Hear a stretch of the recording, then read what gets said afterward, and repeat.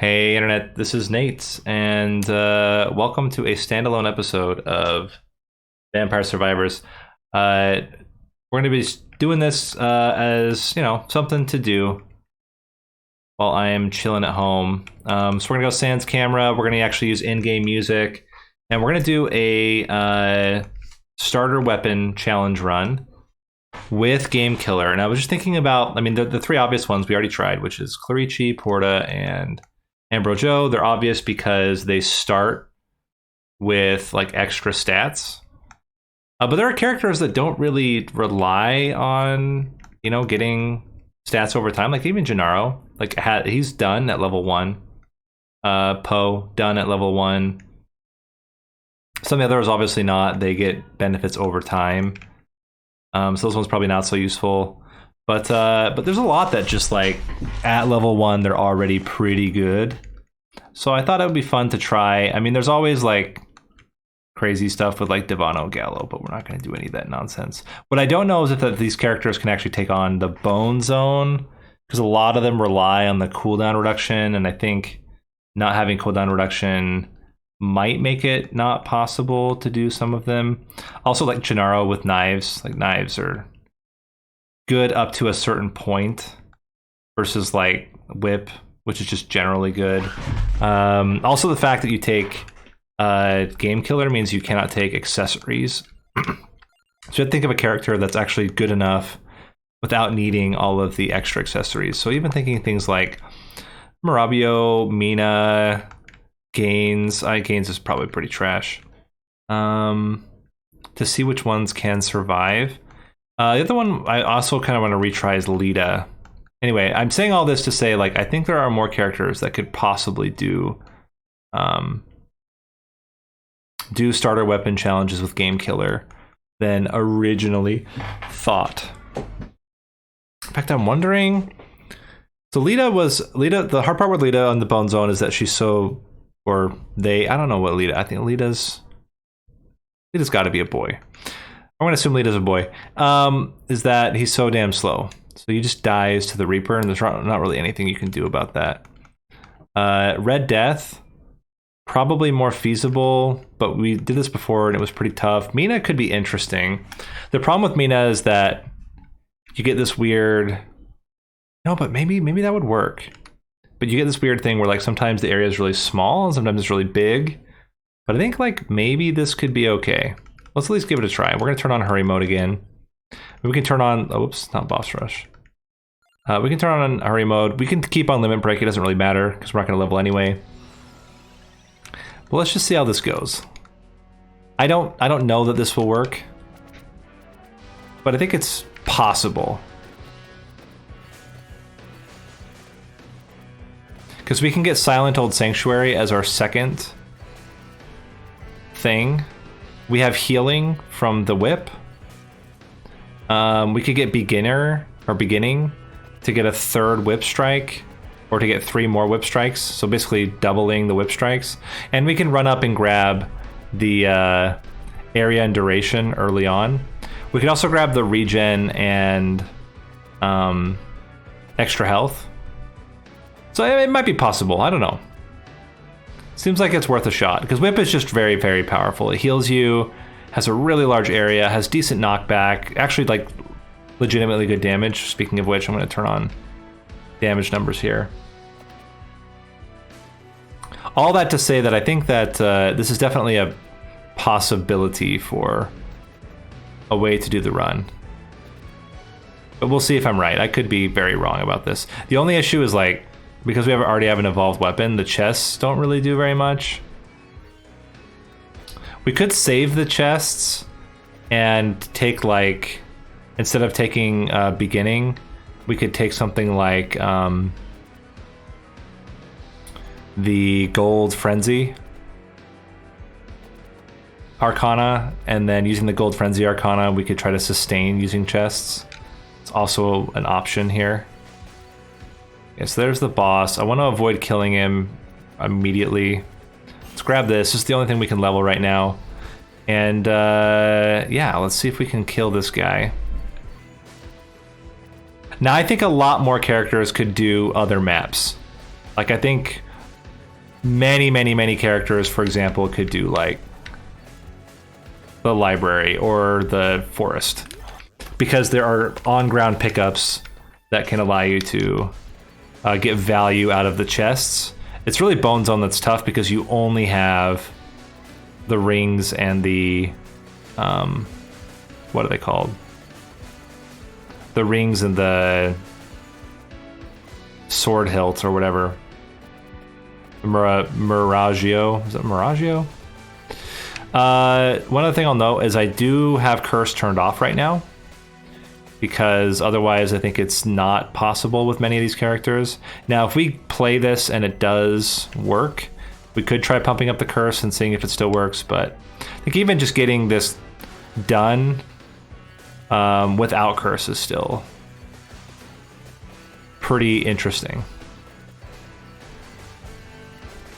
Okay, let's quickly cut around here and grab the next upgrade.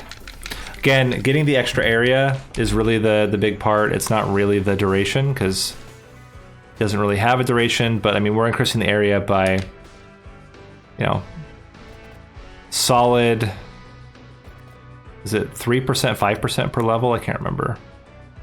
Anyway, it's a lot. I think it's 5% per level, which is good for both the whip and for the Arcana. Both are very happy to get more value. So then, yeah, I think we, oh, you know what, we do slash. I think we go Silent Old Sanctuary and slash over the extra strikes. Because even though the extra strikes are good, slash will increase the damage by a lot more.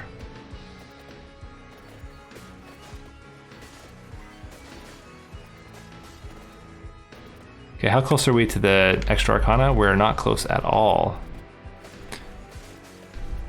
But yeah, this will be good because we have one. The nice thing about the character is that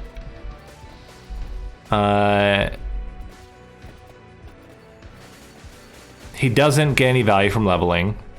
He starts with an evolved weapon, and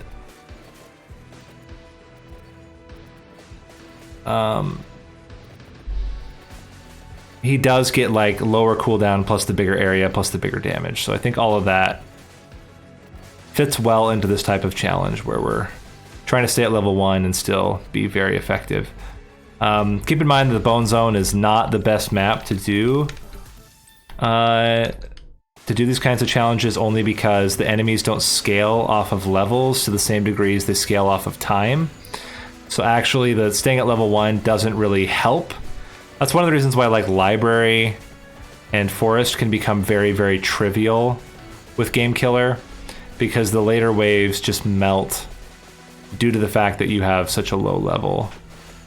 So it's not really that difficult in contrast to like the Bone Zone in particular. Okay, so we have the Reaper. Now he's pretty slow without Curse, so we should be okay here.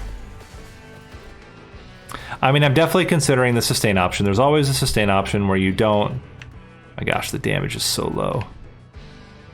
Bizarre. Is our might really that bad? Why do we have minus 35% might? Is that his thing? He has insanely low might? Like, what is that about? Yeah, so Silent Old Sanctuary gonna come in really hot here because we're gonna go from a negative to a positive might, as well as reduce the cooldown significantly. We'll half the cooldown and we're going to close to double our damage because we're going from a minus % to a positive %, which is actually like really, really big. It's the more might you have, the less every point of additional might matters, versus like cooldown, which is the opposite. The more cooldown reduction you have, the better the next % is. Okay, let's see how we go. So we want Silent Old Sanctuary. Pretty mandatory. Of course, it's going to be literally the last thing that we're going to get, but that's fine. I mean, I look at those damage numbers, man. That just not even more than doubled. Like, it went from minus 35% to plus 65%, which is just insane. We were doing 20 damage per hit. We're now doing more than 100 damage per hit. Yeah, Silent Sanctuary. Super important. And we're just whipping more often because of the 40% lower cooldown reduction. So we should be set. I really think this might actually be okay. And then we just got to decide between beginning, we could get Awake, we could get Slash is always an option. Okay, we've got double capes now.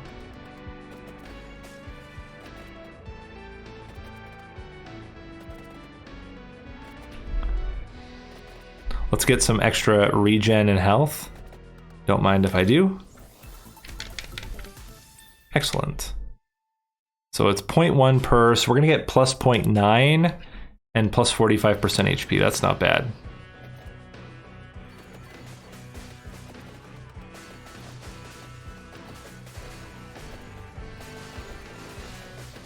Healing is a problem though, I'm already noticing. Mostly because we have to run from these capes. If we weren't having to run for the capes, it wouldn't be as bad. But the capes really put a strain on our movement. Now, this one's not too bad. We can also just get a lot of value out of burning through. Oh, hello. There's a chest down here. Don't mind if I do. Oh, we're back to full health again as well. It's going to increase again. Another 15% extra health. Plus another 0.3 regen. Every little bit helps. You know, 1.6. 268 HP. So yeah, Awake is on the table, Beginning's on the table, Slash is on the table, Gold Frenzy's on the table. Like, there's a lot of things we could get. Awake, always a good one for survivability and extra damage and area and all the other stuff. So it kind of just depends what we want to do. I think with Beginning, it's just straight up doubling our amount of strikes, which is very interesting to me. It doesn't increase our healing at all, but it does do a lot.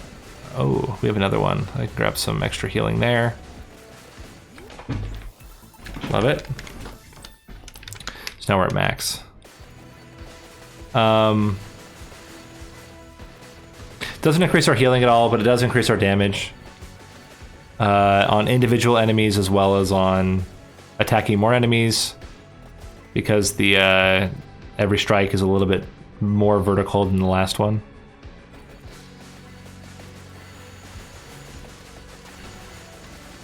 Man, that's so good.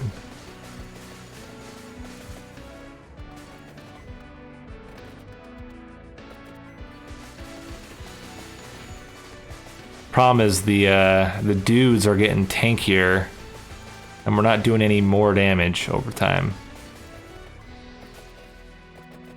When we crit, it's great. When we don't crit, we don't do a lot of damage, and these guys hit us like a truck. I'm definitely considering the Awake option here.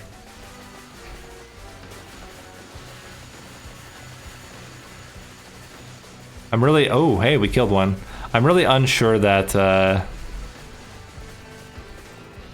Beginning adds that much value. It does get more strikes, which is definitely very appealing. Cannot deny the appeal of having double the strikes. In a very similar vein, we can talk about Slash. Just like, is that really what we want to do? Or do we go for the sustain option? And I don't have a good answer right now. Both make a lot of sense. Sustain and damage both make sense. I will say we're sustaining a lot better than I actually thought we would. I thought we'd be closer to dying all the time. But we've been able to actually kind of stay on pace with killing enemies. Although right there, I just took a bunch of damage. But we do heal. Oh crap, it's the Green Power Rangers again. Green Power Rangers are, well, they are tough. Okay, there's the Arcana. So we're gonna have to make a decision now. Of course, I gotta get back to it. Is always a struggle. So we're gonna have to make the decision now. What do we actually want? Again, Awake seems like an obvious choice. Double healing does not seem like a good choice. Beginning would triple our strikes. It can't be ignored. But I feel like the damage is not as important as the sustain.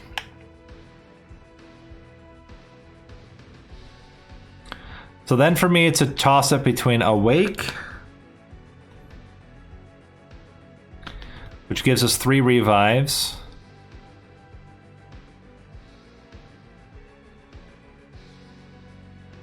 I think we go with Awake.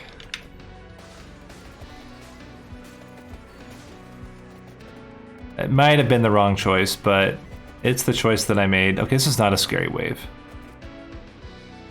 It's the red dudes. The biggest problem is just not being able to get any... Like, we one-shot these guys. We can slowly heal back up. The armor will help out a lot later on. And my thought is that, like, if we can get some pretty decent armor, plus the fact we can revive, plus the sustain from the... Gosh, really those last waves are going to be brutal. So the reason why I didn't want to go Gold Frenzy for sustain is that the final waves just destroy you. They have so much HP. So you're not going to be killing a lot of them anyway. So I feel like having the lives as a backup could get us there. I'm not 100% convinced, but it could. It's a possibility. The possibility is there.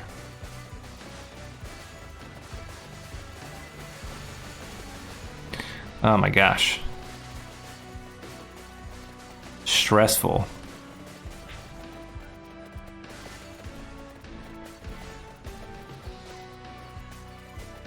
Oh my gosh. I mean, we're still living. This is the important thing. We're at 25 minutes about, and we are not dead yet.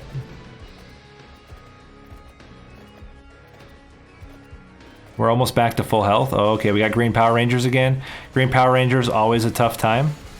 The next waves, though, is when it starts getting extra spicy. Also, we have not killed the jerk with the cloak yet. Oh my gosh. This is becoming problematic. This is not when I want to be losing lives. Crap. Okay, well, the armor will help for a while. We're now through the wave. This is the part where it gets very spicy. I kind of want to keep them all on screen and just hit them. They're not fast. This is the advantage right now, is they're not very fast. Because we haven't gotten full curse, or really any curse. So if we can just chill and kill the cape. This cape is so freaking tanky though. Okay, now we've got the big guys and the small skulls. Now small skulls, not a concern at all. It's the big boys that are the problem. And even then, like, problem is relative. They're not that difficult right now. The fact that we're able to maintain basically full health at this point, pretty good. Oh, cloak touched us. What a jerk. Okay, this is, again, spicy, but not impossible. We still have 3 deaths available to us. Yep, 3 revives available. So if by some miracle we can survive this without dying, we'll have 3 revives to make our way through the final wave, the final wave, which is the real difficult one. Oh man, here we go. Actually no, we're crushing them. Surprisingly, they must have a huge level-based component to their Oh my gosh, is this guy just gonna kill us now at the end? What the hell? Why is he going so fast? We have no curse. Oh my gosh, we killed him. Does he get mad right at the end? Like right when he's about to die? Is that what happened? Because that was ridiculous. But turns out that was like the easiest final wave of my life. So apparently it's really just getting to the final wave because they were getting crushed. Or game... Oh, you know, it could be that game killer just does way more damage at the end for some reason. I don't know. Cannot be explained. The game killer is doing a ton of damage for some reason. But hey, you know what? There we go. Mina. Clearing the bone zone. Starter weapon with game killer. Wow, 4.6 million damage. Not bad. Well, anyway, that's been Nate. Thanks for watching. Hope you guys enjoyed, and I will see you guys next time. See you later.